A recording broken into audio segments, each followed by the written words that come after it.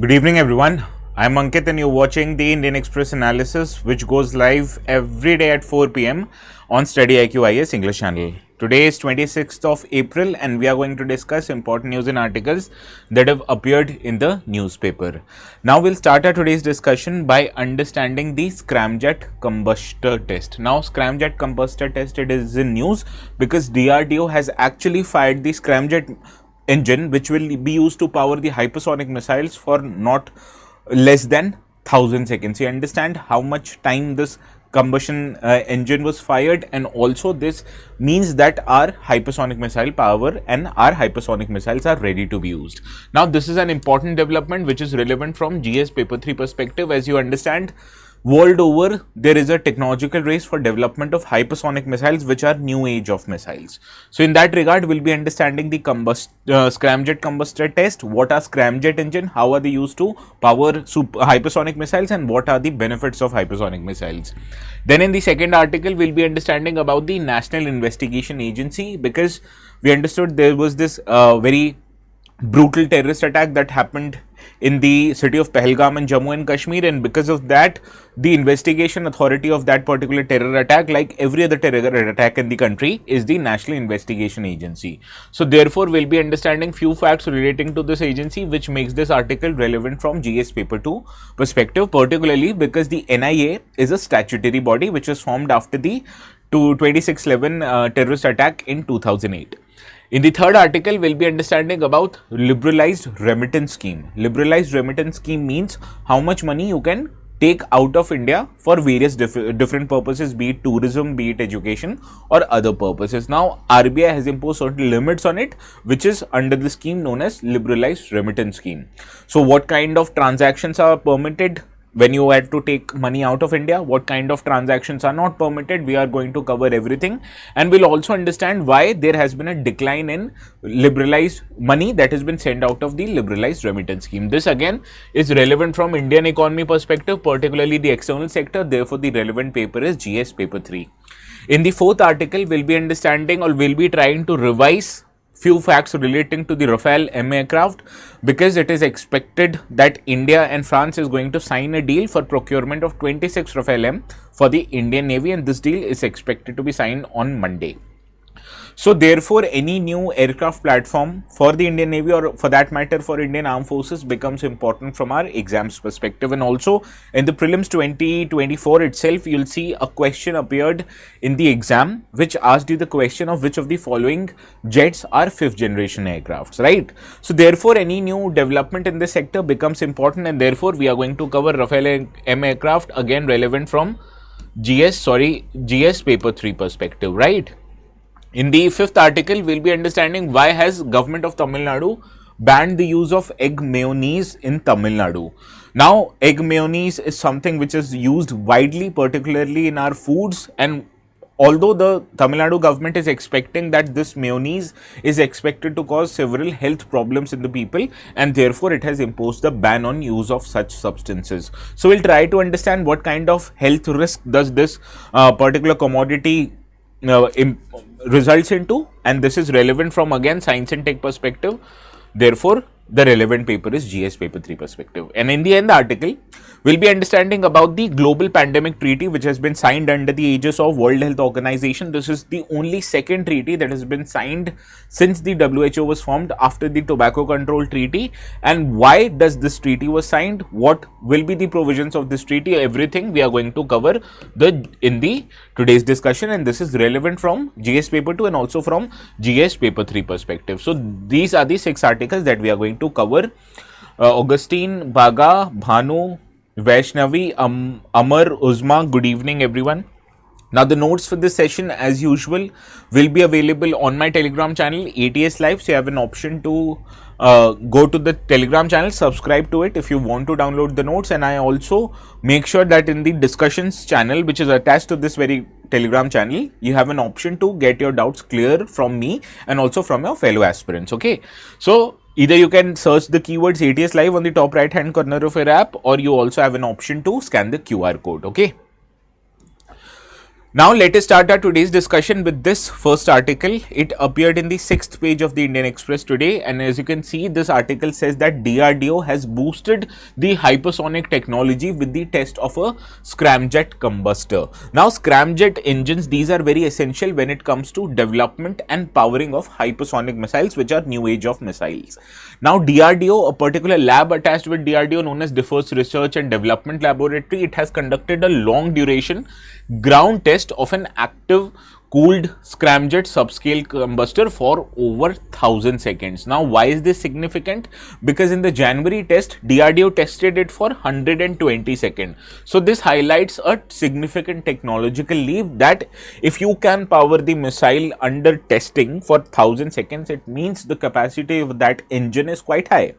Also, with this successful completion of this test, this system will soon be ready for a full-scale flight-worthy combustible testing. So, therefore, it is an iterative process when it comes to development of Scramjet engine. And ultimately, I'm trying to see, and ultimately the hypersonic missile, okay. Now, first of all, what is a Scramjet engine? Now, Scramjet, the word itself is an abbreviation of supersonic combustion ramjet engine. Now, it is an engine which is powered by what kind of a fuel? It is powered by air. So, this is an air breathing propulsion system which is designed to be used for and operated at hypersonic speeds. Now, how it works? First of all, you have to understand whenever the air is incoming in the engine, this air needs to be compressed. So, therefore, incoming air is compressed due to the vehicle's high speed and it does not have any turbines or compressor as compared to the traditional jet engines. Now, whenever the air is being flown through a very high pressure through a compression process, you need to inject the fuel in it, which results into an endothermic reaction, and therefore this fuel reacts with the compressed air which is already available at a very high pressure. Now this results into what is known as supersonic combustion, which means combustion occurs at a supersonic speed, and this thrust is what powers the missile, okay. So essentially this is nothing but a mixture of air and fuel. Every engine, even the engines that are there in your cars, these are also powered by air. But what this engine does differently is that the air is supplied to it at a very high pressure in form of supersonic speed. So whenever any particular object is traveling at a supersonic speed, naturally you understand the airflow would be at a quite high pace. So whenever you allow that air to pass through a very narrow piece of passage, it means that the pressure of that air increases manifold, and with increase in pressure we also see there is an increase in temperature. So naturally the temperature of this compressed air is quite high. So whenever you supply fuel to it, naturally that fuel will be ignited and this produces what is known as thrust, which is used to power the engine, okay. So this is the diagram of the Scramjet engine. So here, let me change the pen color. Here the air is transferred into it, and whenever this air is passing through this very narrow piece of passage, it leads to increase in pressure of the air, right? And this increase in pressure also leads to increase in temperature. Simple law of thermodynamics, okay? And this increase in temperature means, so whenever you are supplying the fuel into this particular slot, it leads to what is known as combustion, and this combustion is what results into thrust of the particular engine, okay. Now, advantages of this Scramjet engine. First is that it has a very high efficiency.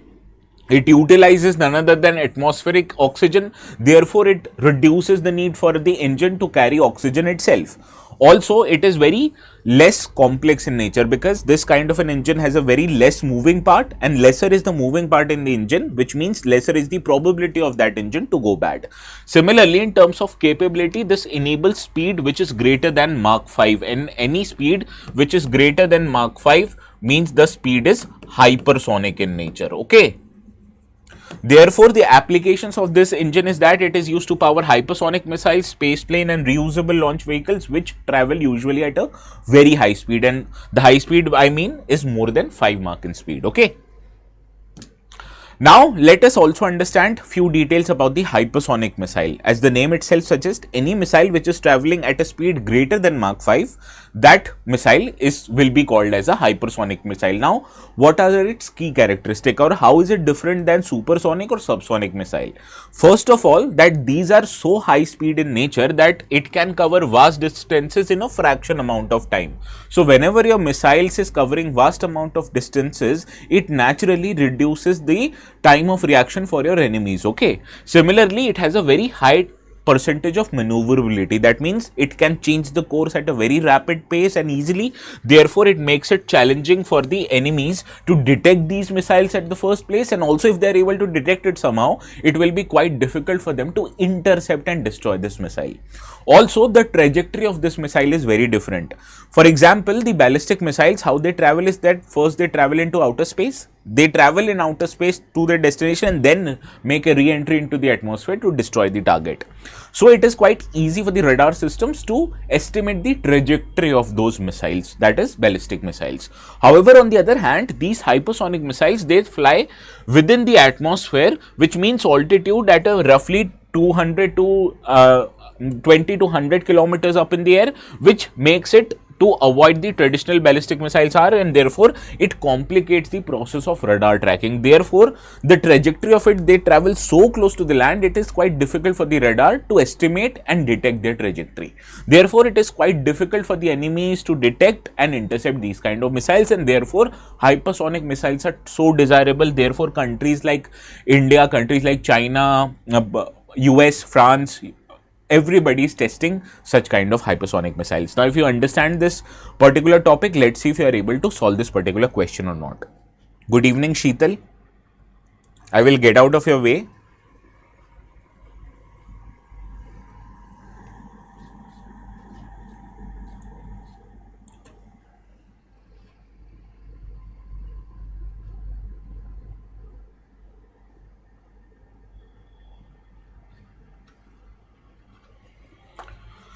Well, a scramjet engine operates on the principle of air breathing propulsion and is designed to work efficiently at the hypersonic speeds. This is correct. Hypersonic missiles powered by scramjet engine can travel at speeds of Mach 5 or above and maintain controlled maneuverability. This is also correct. Unlike traditional jet engines, scramjet engines require an external oxygen supply for combustion, as they cannot operate in the Earth's atmosphere. This is incorrect, because even the traditional jet engines, they do not carry any oxygen. Similarly, these hypersonic and scramjet engines need not take any oxygen with them, because they take oxygen from the atmosphere itself. So first and second is right, third is not. Option A, Baga, Bhanu, Amar, Uzma, Priyalata, Vaishnavi, every one of you have gotten this correctly.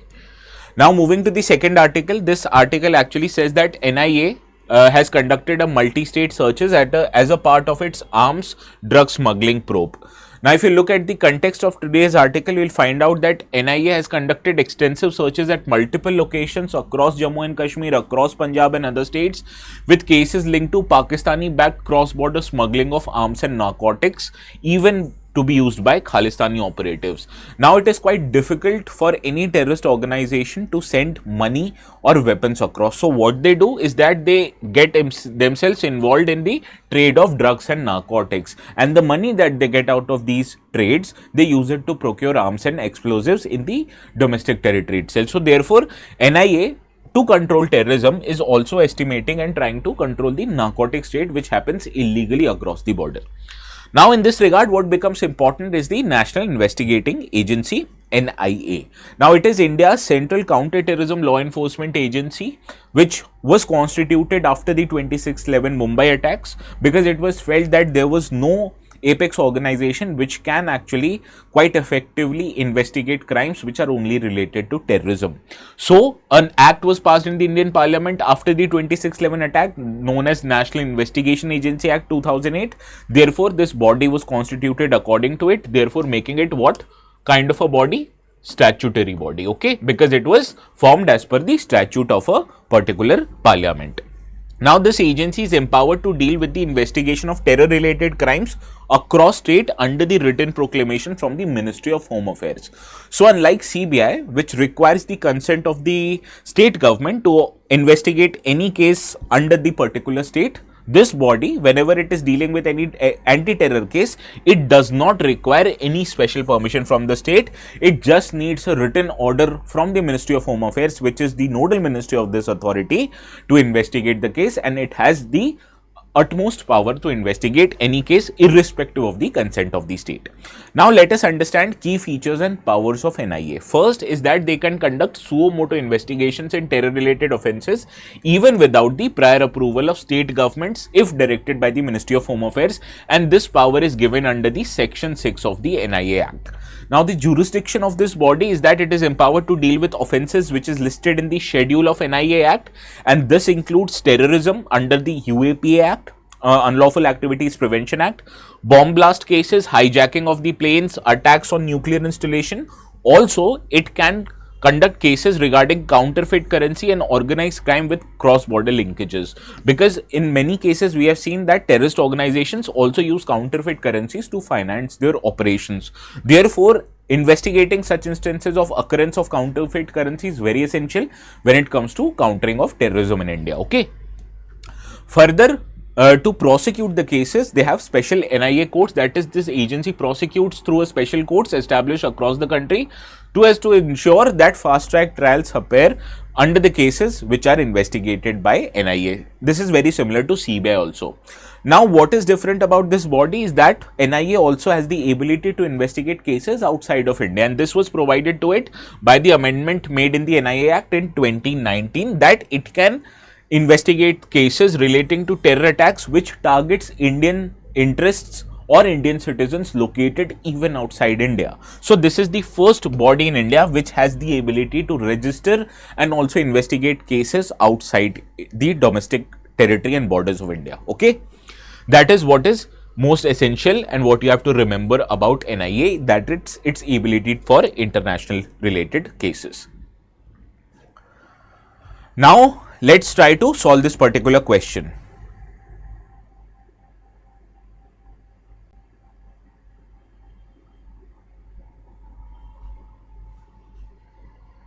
अमर बागा, लड़ाई बाद में करना, पहले question कर लो.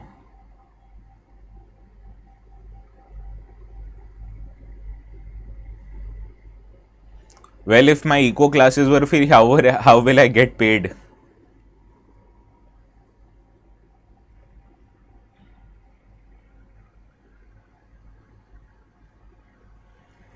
Well, NIA requires prior approval from the state government to investigate cases within its state's jurisdiction. Incorrect. It has the authority to investigate offences relating to the Unlawful Activities Prevention Act 1968, including cases involving the counterfeit currency. This is correct. As I have told you, estimating and investigating cases of how these counterfeit Indian currency is entering into India, most of the time it is also related to terror related incidences. So only second is correct, first is not, therefore option B is the right answer. Moving to the third article, this article appeared in the economy page of the Indian Express on page 15, and it says that the overseas remittances by India under the liberalized remittance scheme has gone down 29% in the month of February. Now remittances, you understand, right? So whenever a person living outside India, they are sending money to their parents, to their loved one, or to anyone for that matter into India, that is called as remittances. Similarly, if Indian people living in India, they are sending money to other countries for some purposes, this is called as overseas remittances, and that can be for any purpose. For example, a student is studying in an Indian student is studying in a university in America. So naturally, his or her course fees or tuition fees will have to be paid by the parents. So the money that is flowing out of India for that regard is an example of overseas remittances. Now let us understand the context of our today's discussion. This article says that overseas remittances by Indian residents have decreased as per the data by RBI by 29%, and the remittances for travel purposes. So whenever you are traveling abroad as an Indian, you need to spend money outside, right? So this is also an example of overseas remittances, and this is one of the largest section of how the money is going outside India, in addition to the people sending money outside India for education purposes. So the remittances for foreign travel has declined by 33%, whereas outflows under the studies abroad category has declined by 50%, and the remittances remittances for this particular segment, that is travel and studies abroad, which constitutes about 50% of our total outward remittances, they have declined in the wake of sharp fall in the students going abroad, and it is expected that the numbers of students who are studying abroad and the money which we are sending out for them, this has reduced this year by 25%. So naturally, whenever less people are traveling from India abroad and whenever less amount of students are going from India abroad, naturally the money which we require to spend on them, this has also gone down. So this is the key development in this discussion. What is important is how is this liberalized remittance scheme works. Now, under the liberalized remittance scheme, which is a scheme by RBI, any resident individual living in India, which also includes a minor person, that is a person below the age of 18, they can freely send money outside India as much about $250,000 per financial year for permissible current or capital account transactions. What are current account transactions? For example, when you are traveling abroad, wherever you are spending money on the tourism related activities for staying in hotels or eating at a restaurant, those monies are called as current account transactions, which is a one-time spending. Now, suppose if you buy property also in a foreign country, that is a capital account transaction because you are investing your money somewhere and naturally you expect a return out of those investments. So, this is the difference between current and capital account, and I have explained this to you many times in the balance of payments section. Okay. Now, these transactions may include education related fees. If you are getting treated abroad also, the money you spend on hospitals or your medicines, this is also covered under it. Similarly, if you purchase a property, this is an example of what? Capital account investment and investments in foreign stocks. That means if you invest in a stock market in US, UK, anywhere, those investments are also a part of capital account transactions. So, these are allowed under the liberalized remittance scheme, provided you are only to spend this much amount of money every year, not more than that. Now, what you have to remember, this scheme is available to individual Indian citizens, not available to corporates, partnership firms, Hindu undivided families, trust, etc. Right? So, this money is only available to Indian people on their individual basis, not to these entities. Okay. Good evening, Achal. Now, what is not permitted under the scheme? This also becomes very important because a question can be formed in this kind of an example. For example, remittance that you make for any purpose specifically which is prohibited, like if you purchase any lottery ticket, proscribed magazines, etc. from abroad, these are not permittable. Similarly, if you trade in foreign exchanges abroad, this is also not permitted. But if you remember, I told you investment in foreign stocks is permitted. So, you understand the difference between investment and trading. Suppose if you buy a stock in a foreign exchange, suppose if you buy a stock in NASDAQ, right? And if you sell that stock that day itself, that is called as trading, which is not permittable. But if you buy the stock and you sell it after 2 years, that is called as an investment. So, this is permitted. Okay. So, you are not allowed to send money for trading purposes, but you are allowed to send money for investment related purposes. Similarly, you can't use that money to speculate by buying lottery tickets, etc. So, these are not permitted.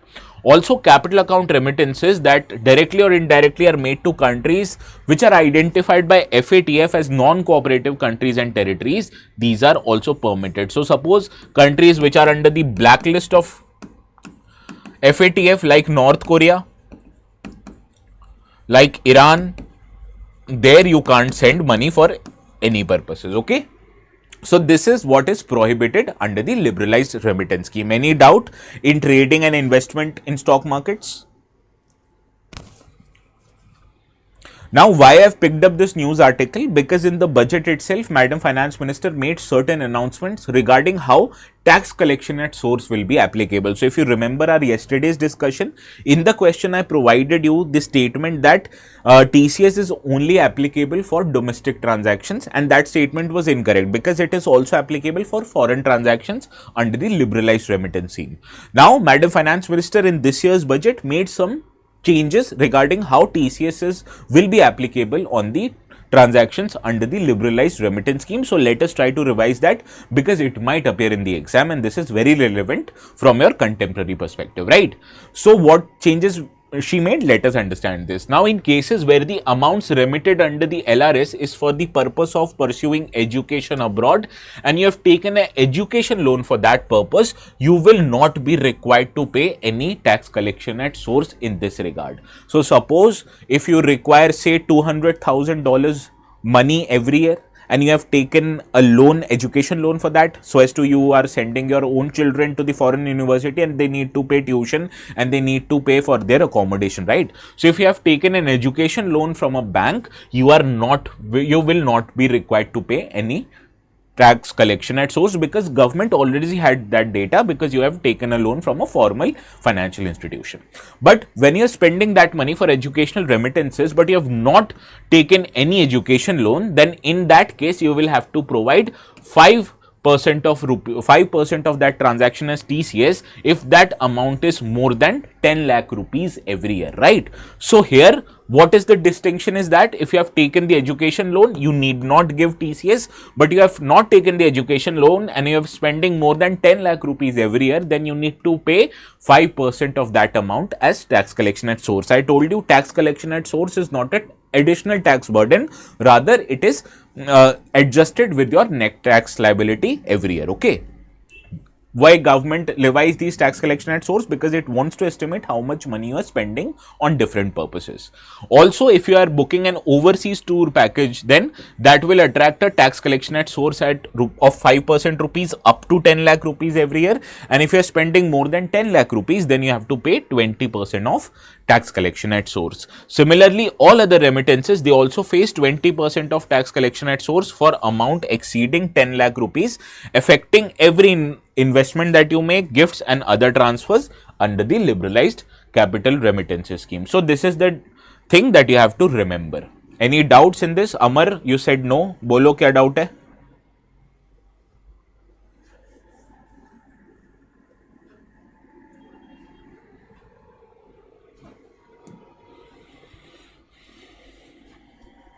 Now let's see if you are able to solve this question.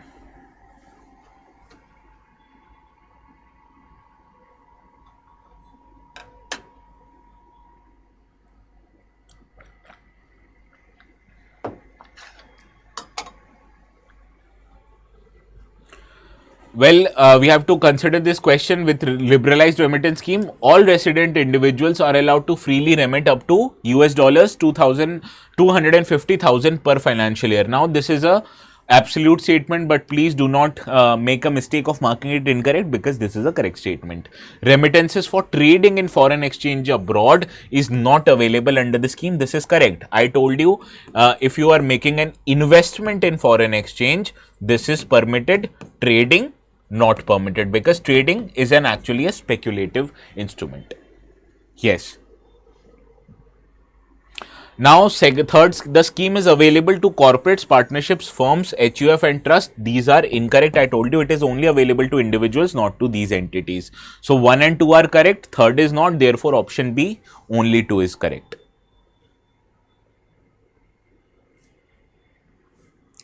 Now, this liberalized remittance scheme is a part of external sector. So, every current account transaction, capital account transaction, this we deal with in great detail in the external sector classes. These classes are available in the foundation batches, which are available right now for April morning batches, and the admissions for these batch will close on 30th of April. Now, you can get the admissions into this batch, and if you hurry, you will get it at a discounted rate, where the diamond batches are available at 34,999 when you use the code ATS Live.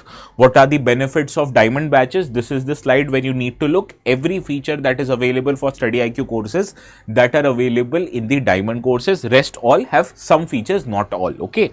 So if you want to take admissions for these courses, what you need to do, go to our StudyIQ website, click on this.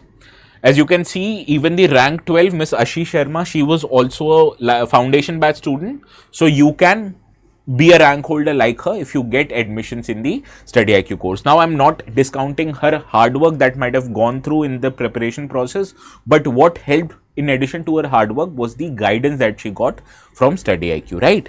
That is why I'm telling you these kind of courses are very beneficial. Now, how to get admissions in it for the English batches? What you need to do, go on explore courses, click on this tile which asks you to take admissions in the UPSC IS English batches, right?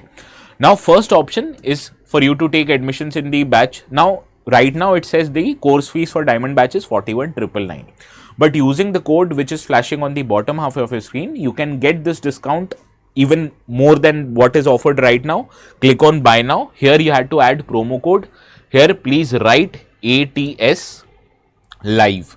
Click on apply. When you click on apply, you see the discounts is available for 7,000 rupees. So the diamond course fees now is 34,999. Similarly, platinum is at 29,999 and gold is at 19,999. My recommendation to you all is to take diamond batch, which has all the features, and you'll get it at 34,999 only when you apply the code ATS live. So please do not forget to do that. Let us move to the next article. This is about Rafale-M, and it appeared in page 6, and it says that India and France are all set to sign Rafale-M deal on Monday. Earlier, it was planned that the Raksha Mantri of India, Mr. Rajnath Singh, will visit France to sign that deal. But now, because of certain circumstances which we all understand, he has decided not to go, and this deal will be signed in India in presence of the French ambassador. So this is the today's article. Now, with this deal, which will be signed between India and France, it is a government to government deal to procure 26 Rafale jets, marine edition of these jets, at a cost of rupees around 63,000 crore rupees. This will include 22 single seater jets that can operate from our aircraft carriers, in addition to 4 twin seater jets which are not carrier compatible, but these will be used to train the fighter pilots. Now, the delivery of these jets will begin from 28-29 and it is expected to be completed by 2031-32, right? Now, why is India procuring these jets? First of all, you understand India built this indigenous aircraft carrier known as INS Vikrant. But the biggest question was, which aircraft will operate on this beautiful deck of the indigenous aircraft carrier? So India had many options. First, one was to, the most commonsensical option was to develop a fighter jet of its own, and India is actually doing that, making it as a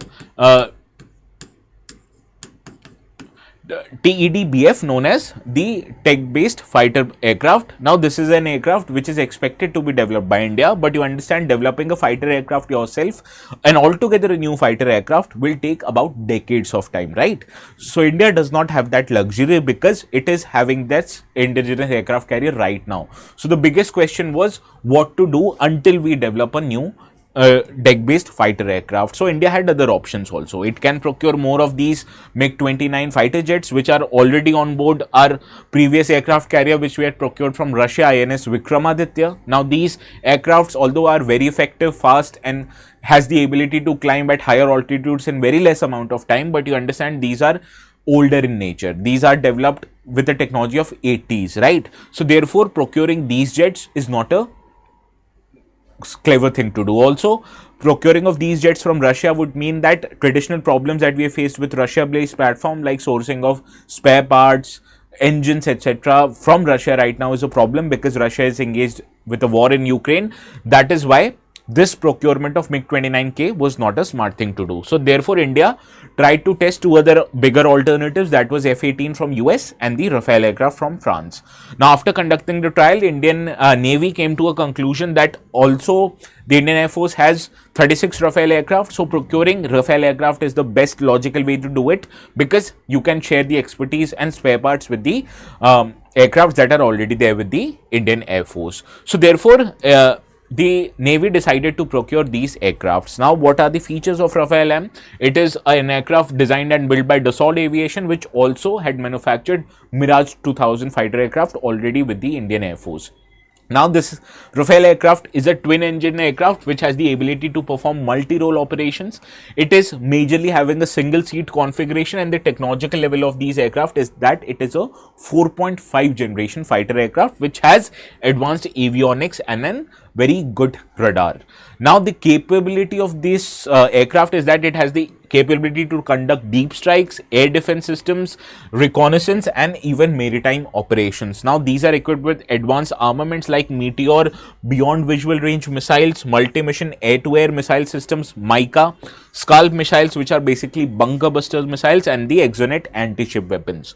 Now, what are the changes that have been made to the marine version of the Rafale aircraft in addition to the already Air Force aircraft? Now, first of all, this marine edition Rafale aircraft has a heavier airframe. And why do you require a heavier airframe for a marine based aircraft because they need additional reinforcements for naval operations. So whenever an aircraft is landing on an aircraft carrier, it needs a hook which needs to be attached by a harness in the aircraft carrier. So whenever the hook is attached, it pulls the aircraft back to the surface of the aircraft carrier, and this subjects the body of the aircraft to a very high stress and force. So therefore you need a heavier and a more solid airframe so as that aircraft is able to bear that force also. Further, the radar of this aircraft is optimized and the electronic warfare system is optimized majorly to be used in maritime operations, because for maritime operations you need the aircraft to have the capability to detect ships, also to detect the submarines. So for that, the radar and the surveillance system needs to be optimized accordingly. Also, these have enhanced landing capabilities like cartobar as well as stratobar systems, which makes it to land not just on Indian aircraft carriers but also on more advanced US based aircraft carriers.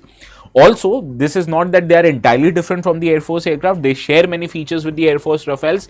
That is, they have a common suite of armaments and avionics, ensuring that on the longer perspective, there will be cost efficiency and the maintenance and logistical ease, because you already share a major deal with the platforms based on the Air Force Rafale. Okay. So these are the differences and commonality between the Air Force and the Marine version of the Rafale aircraft.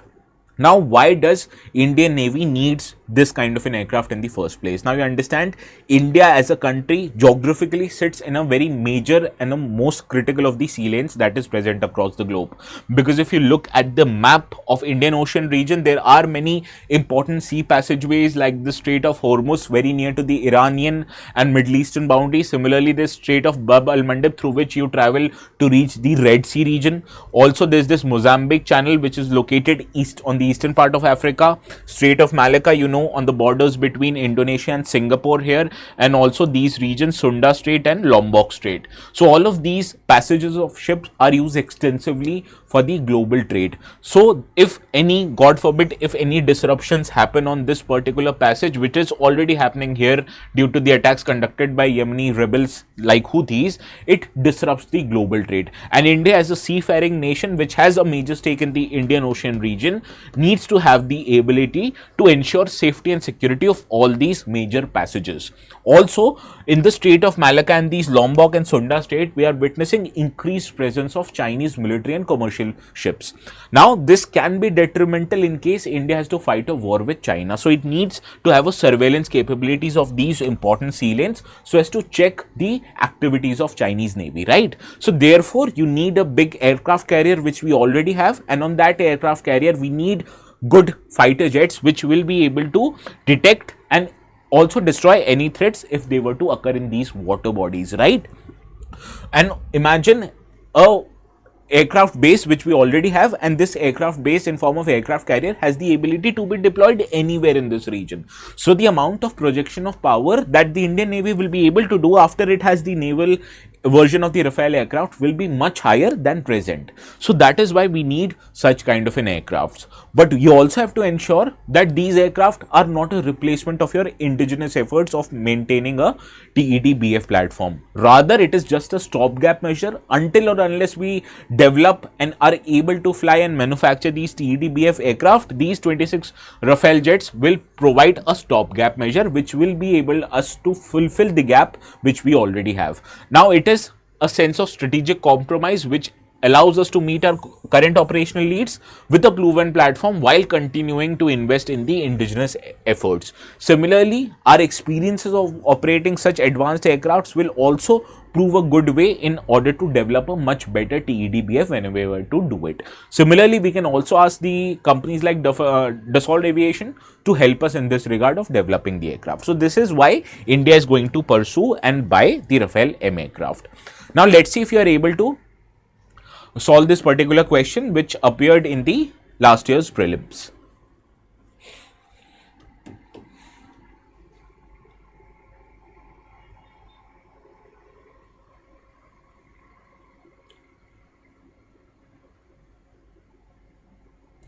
Well, none of these aircrafts are fifth generation aircrafts. India does not operate any fifth generation aircraft right now. There are only a handful of fifth generation aircraft. 2 aircrafts are with Chinese, 2 aircrafts are with American, 1 aircraft is with the Russia. So only 5 aircrafts are there which can be called as a fifth generation aircraft, and India does not operate any one of them.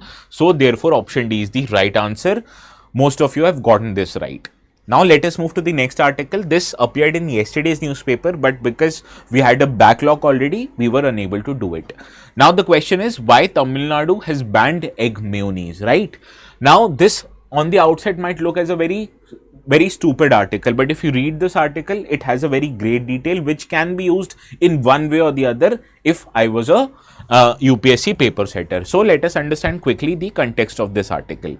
Now Tamil Nadu government, what it did, that it has banned manufacturing, storage, distribution and sale of mayonnaise which is made specifically using the raw eggs, citing public health risk, and this ban came into effect on April the 8th and will remain in the force for 1 year. Now next question is, what is mayonnaise? Traditionally, mayonnaise has been used for many ingredients. It has traditionally been manufactured using 3 basic ingredients, that is oil, the yellow part of the egg, that is egg yolk, as well as an acid which is usually lemon juice or vinegar. Now egg yolk and some seasoning if you want to, they are stirred together with oil to create a thick pale yellow sauce, and in the end we add a dash of acid to bind it.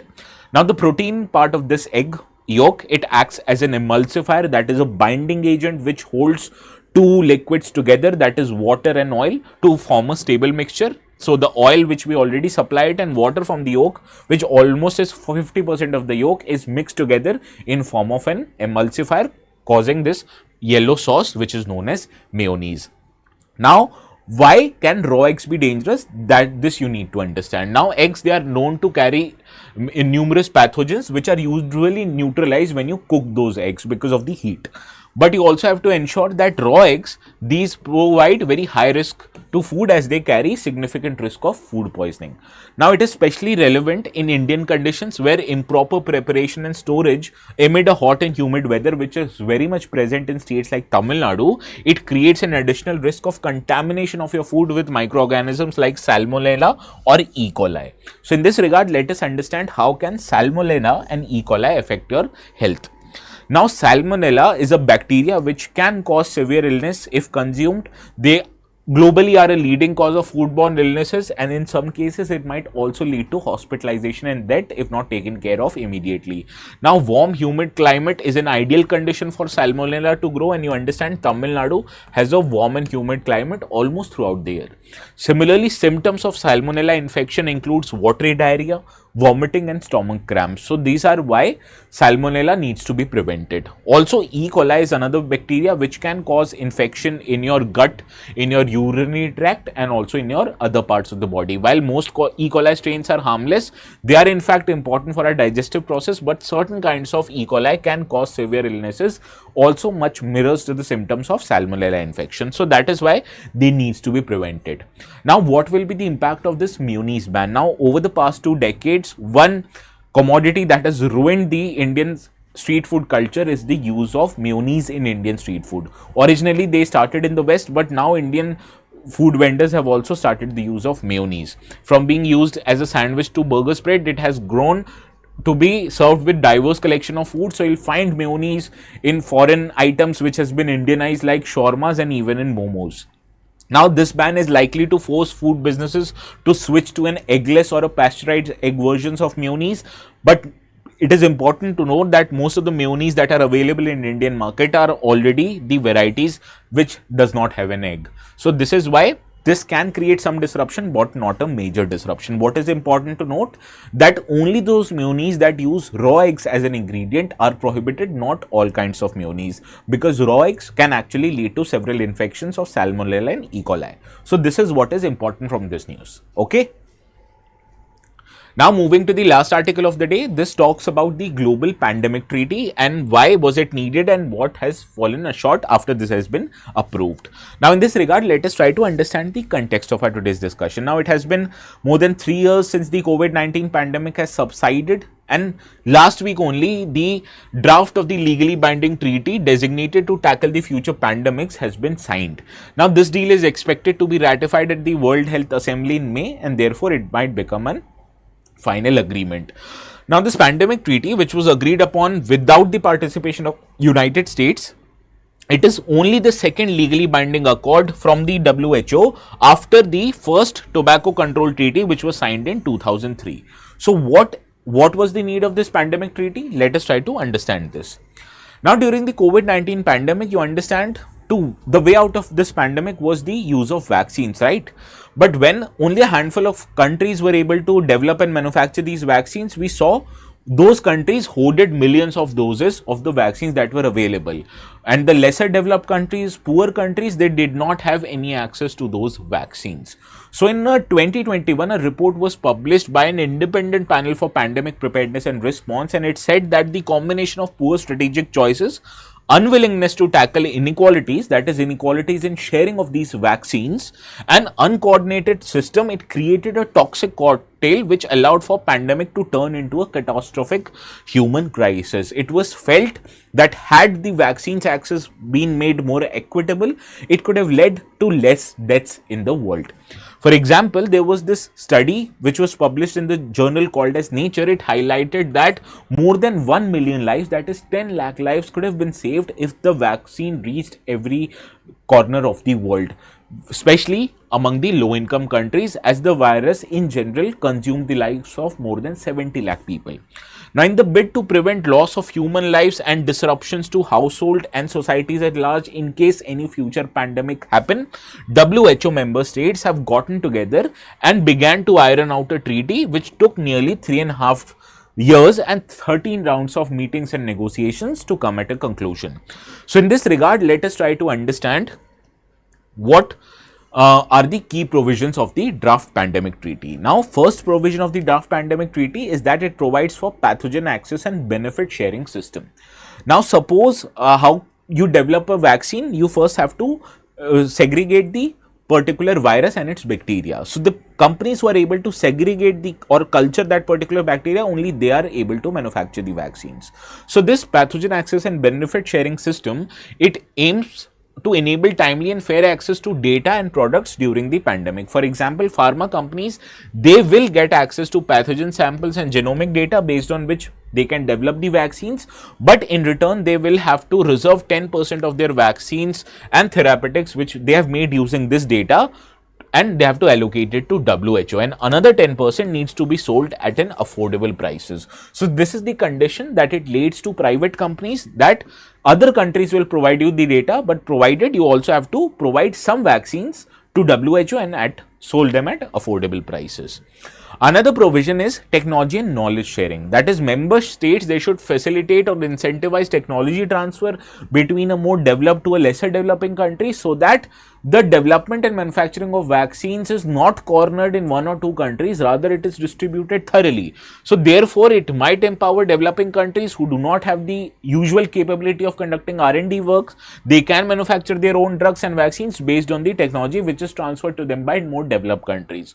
Also, government intervention is allowed in case a vaccine is developed with public funding. So in that case, government will be empowered to intervene in markets during the pandemic to ensure that these vaccines are distributed and sold equitably, not concentrated in only handful of countries. But is this treaty the ultimate solution? The answer is no.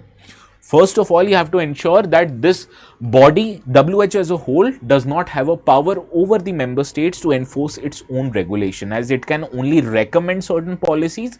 Ultimate decision will be the decision of the member states and its respected governments. So it cannot mandate travel bans, order lockdowns, etc. It can only suggest certain measures, which we have seen already happening.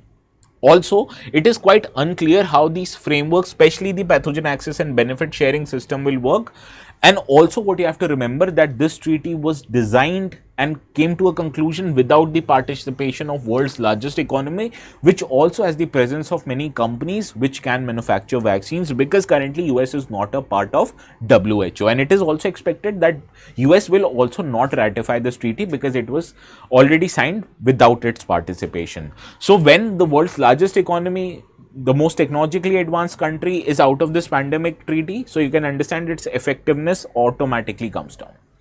Any doubts? So this is the end of the session. The notes for this session will be available on my Telegram channel ATS Live. So go to that channel, download the notes, revise it, and we'll see each other again on Monday at 4 p.m. So please have a very good weekend and I'll take your leave.